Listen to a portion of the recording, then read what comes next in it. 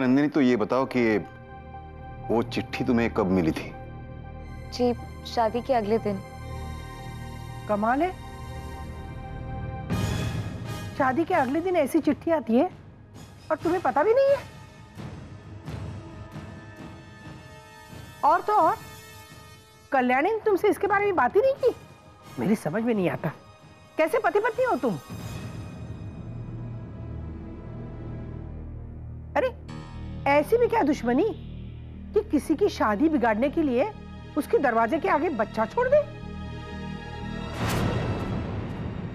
गौतम, कल को ये बात बहुत टेढ़ी हो सकती है। कल बच्चा छोड़ गया, चिट्ठी भी लिख दी, पता नहीं आगे क्या क्या करेगा। एक बार वो मेरे हाथ लग जाए फिर मैं उसे नहीं छोड़ूंगा दादी, नहीं छोड़ूंगा। जो कुछ तमाशा होना था वो हो चुका है, लेकिन बस इस घर की सुख शांति बनाए रखना अब हमारे हाथ में है। इसलिए जो कुछ भी हुआ उसे भूलकर हम नंदिनी के हाथ के बनाए कोफ्ते खाएंगे।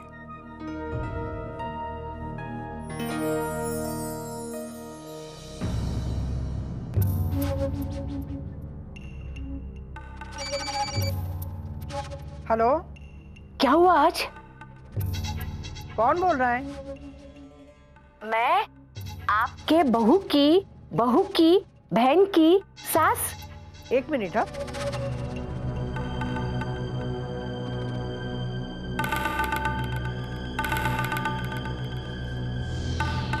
हाँ बोलिए। आज क्या हुआ? मुझे लगा आपको कुछ खबर मिली इसलिए आपने फोन किया। कुछ हुआ नहीं, यही तो समस्या है। अच्छा ठीक है, मैं फोन रखती हूँ, बाद में आपको पता नहीं क्या हो रहा है, बड़ी बेचैनी हो रही है।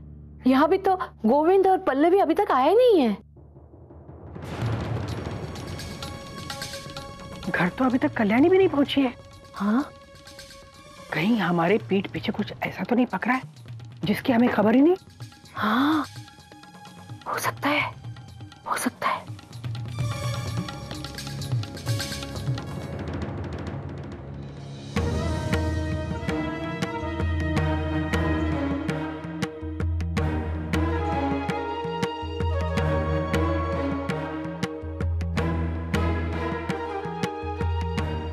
माँ बिल्कुल सही वक्त पे। पता है पापा ने क्या बोला है? उन्होंने कहा कि सारी पुरानी बातें भूल के आगे बढ़ते और नंदिनी के हाथ के बने गर्मा गर्म कोफ्ते खाते। अच्छा ना आइडिया है ना? अच्छी बात। आप थक गई होगी, मुंह हाथ धो, हम लोग वहां जाते। चलो चल चलो। नंदिनी गर्मा गर्म कोफ्ते बना के लाओ। ये कैसी मुसीबत में फंस गई हूं मैं। अगर अब सच बताया तो घर में फिर से बवाल खड़ा हो जाएगा। अब तो ना बताए बनता है ना छुपाए।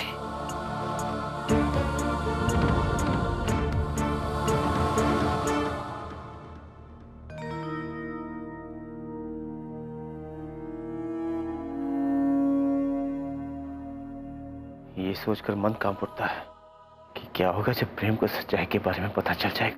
मुझे भी बहुत डर लग रहा है, पर इसमें मेरी बहन की कोई गलती नहीं है। पर मुझे पूरा विश्वास है प्रेम इस बात को जरूर समझेंगे। जो भी हुआ उसमें नंदिनी की कोई गलती नहीं है। भगवान करे ऐसा ही हो, लेकिन ये यकीन दिलाना कि नंदिनी इसके बारे में कुछ नहीं जानती थी, या फिर हमने उनको ये सब क्यों नहीं बताया, मुश्किल है।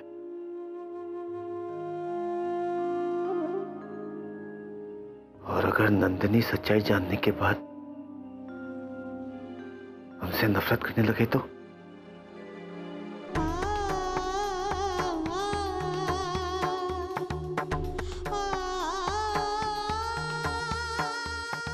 क्या करेंगे हम पल्लवी?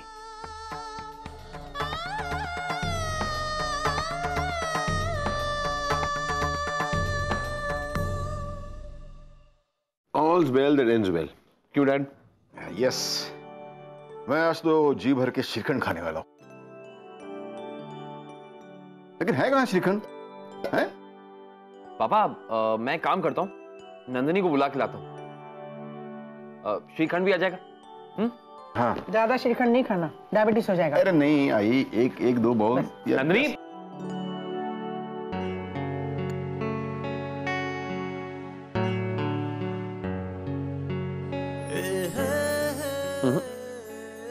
पहले मुझे खिला, मुझे मीठा खाना है।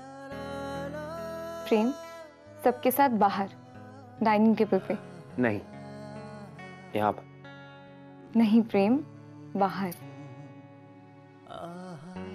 मैंने कहा यहीं पर। कोई श्रीखंड लेके आएगा या मैं टेबल पे उठूं?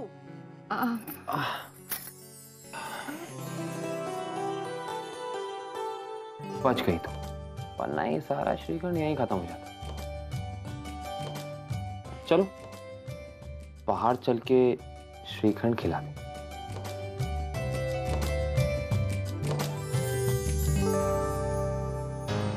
सबसे सच छुपा रही हूं मैं, बस अब और नहीं। गौतम से तो कहना ही पड़ेगा, मैं उनसे इतनी बड़ी बात नहीं छुपा सकती, वो मुझे कभी माफ नहीं करेंगे।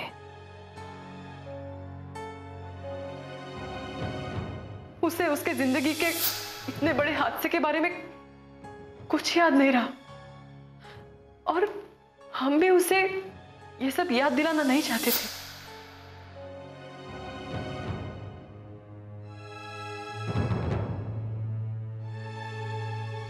गया आ गया। ये लीजिए पापा, श्रीखंड आ गया। श्रीखंड दे दो। ये लीजिए। मेरा यकीन कीजिए, मेरा विश्वास कीजिए, नंदिनी इसके बारे में कुछ नहीं जानती, सच में कुछ नहीं जानती। प्रेम को तो सच बताना ही चाहिए। दादी आप भी खाइए, नंदिनी ने बनाया, बताइए कैसा है। हाँ हाँ बिल्कुल खाऊंगी, मेरे पोते की पत्नी ने बनाया है। तू भी खा उर्मिला, खा। ये लीजिए। खा उर्मिला, खाओ। अच्छा बना है, गुड। आप बैठिए, मैं देती हूँ।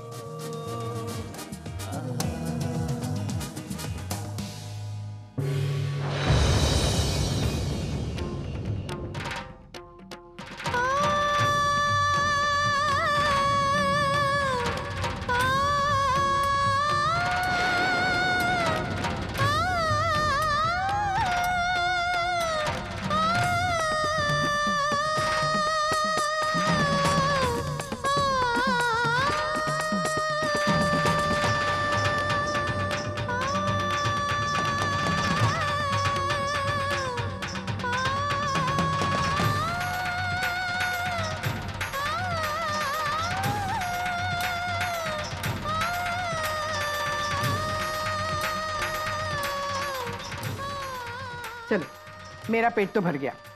दादी जी, राहू द्या, मी घेते। अरे वाह कल्याणी, मुलगी चांगली है। हाँ, सबका ख्याल रखती है।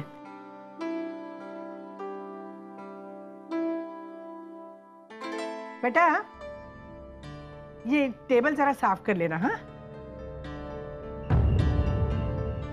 अब आराम करो सब लोग, कल का दिन कितना टेंशन में गया ना। हमारी नंदिनी तो अग्नि परीक्षा में अच्छे मार्क्स से पास हो गई।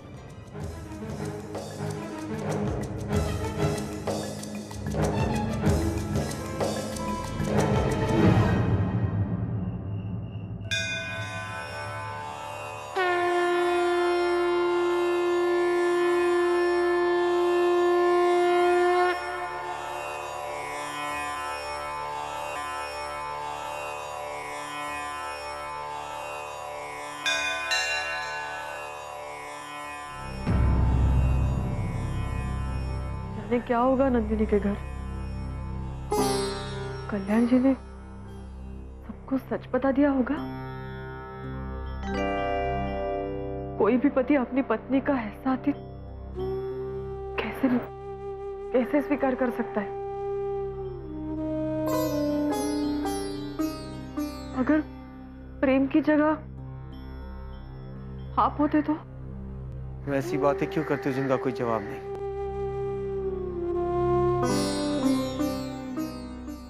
जब सारे रास्ते बंद हो जाए ना, भगवान पर भरोसा रखना चाहिए।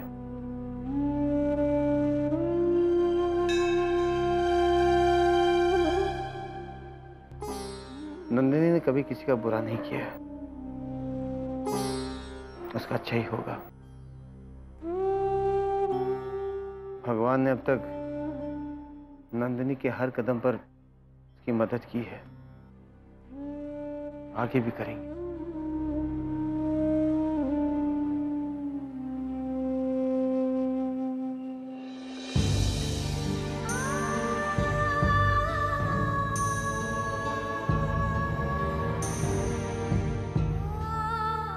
चलिए।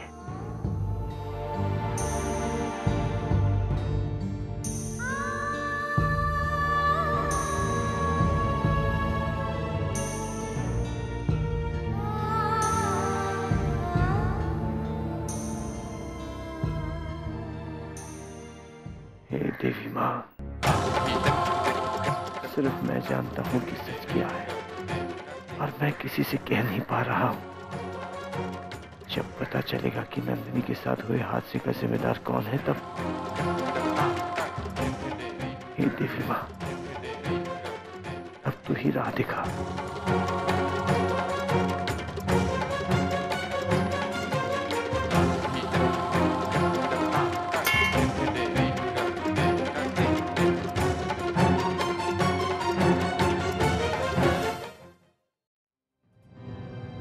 श्रीखंड पचाने के लिए चक्कर काट रही है?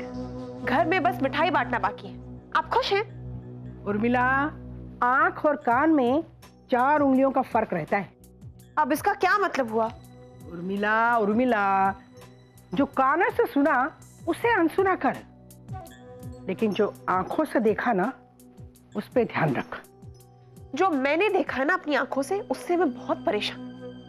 सोचा था उसे घर से धक्के मारकर बाहर निकालेंगे। धक्के मारकर क्या, घर में बैठकर तो वो श्रीखंड बना रही है और हम उसकी तारीफ करें। पापा को देखा आपने? उन्होंने तो पार्टी बदल दी। वो क्यों खुश है उसे मुझे अभी तक समझ नहीं आया। तू इसलिए दुखी है ना कि काजल की कोठरी में उतरकर नंदिनी उजली की उजली वापस कैसे आई? तूने कल्याणी का चेहरा नहीं देखा? नहीं? उर्मिला, उर्मिला, मेरा मन कहता है सिर्फ आधा सच सामने आया है और आधा बंद है कल्याणी के सीने में। मतलब ये किस्सा अभी तक खत्म नहीं हुआ है? अरे नहीं, अभी तो सिर्फ शुरुआत हुई है। एक धूल का गुबार यहीं कहीं हवा के रुख की राह देख रहा है, और अब के जब धूल उड़ेगी तो न कल्याणी बचेगी न नंदिनी।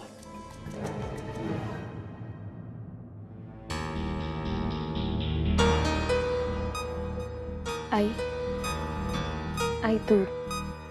आपने ठीक से खाना नहीं खाया ना? टेबल पे रख दो।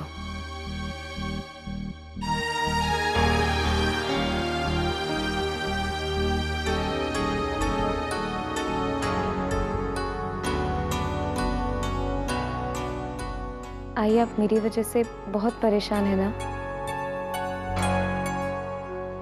मुझे तो अपनी आई का चेहरा भी याद नहीं। अगर वो आज होती तो वो भी शायद इतना ही परेशान होती। आपने मुझ पे इतना विश्वास किया, इसका शुक्रिया तो मैं कैसे अदा करूं आई? अगर माँ बेटी का प्यार खत्म हो गया हो तो मैं नंदिनी से कुछ बात करना चाहता हूँ माँ।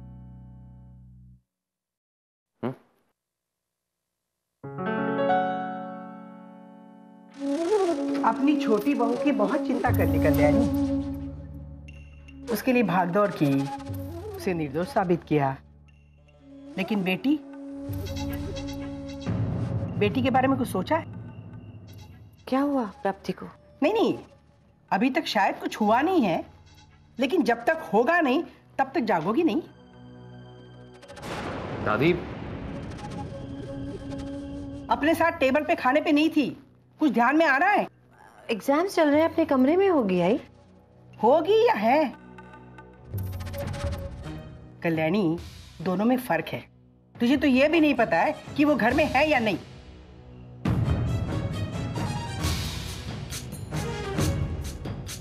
मैं देखती हूँ।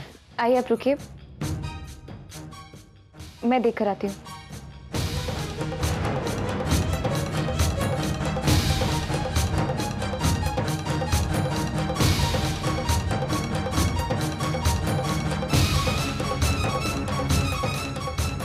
प्राप्ति, अरे ये तो सो गई।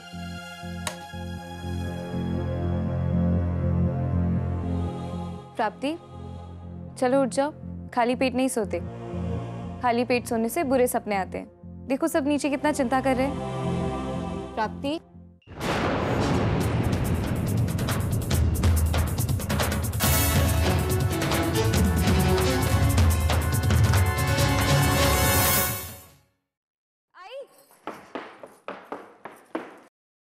आई वो प्राप्ति कमरे में है ही नहीं, अब तक नहीं आई। लो, माँ को पता ही नहीं है कि बच्ची घर में नहीं है। फोन भी नहीं किया उसने। आई मैं कर दूं? नहीं रहने दो, ये लड़की भी ना।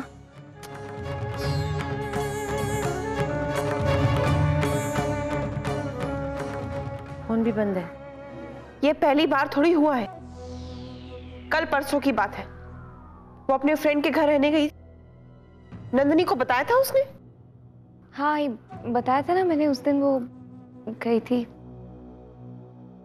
परवरिश परवरिश और क्या।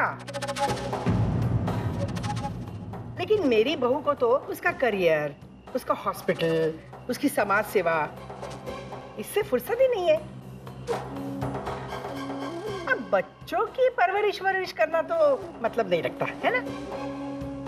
मैं प्राप्ति को दोष नहीं दूंगी, उसकी उम्र ही है पैर फिसलने की। देखो कल्याणी, अगर कुछ ऊंच नीच हो गई ना तो। तुम्हें मेरा फोन कर दिया। अपनी बेटी पे ध्यान नहीं रख सकती और आई से कह रही हो कि चुप रहो। आप भी तो उसके पिता है ना, आपका भी कोई फर्ज बनता है कि नहीं। एक तो मुसीबत आ रही है, ऊपर से मुझे दोष दे रहे हैं। माँ पापा आप लोग चिंता मत कीजिए, मैं और भाई जाके देखते हैं, हो सकता है प्राप्ति किसी दूसरे दोस्त के घर पे होगी। हाँ, लेकिन उसके कॉलेज भी देख लो और हॉस्टल भी देख लेना। तब तक मैं किसी दूसरी फ्रेंड को फोन करती हूँ। उससे पहले जाके हम लोग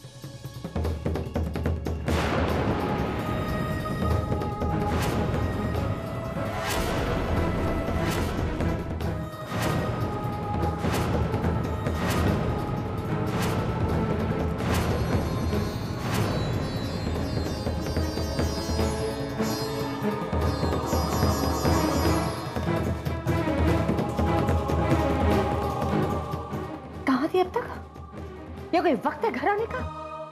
सब लोग कितना परेशान हैं। इतनी बार मैंने फोन लगाया, तुम्हारा फोन भी बंद था। कहां थी बोलो? तो क्या हो गया अगर थोड़ा लेट आ गई तो? भाई कितनी बार लेट आता है, उससे तो कोई सवाल नहीं करता। वो पीकर भी आते हैं तो भी कोई नहीं कुछ बोलता। प्राप्ति, आज पहली बार मैं थोड़ा सा घर लेट के आ गई, सब लोग मुझे ऐसे देख रहे हैं जैसे मैं कोई पाप करके आई हूं।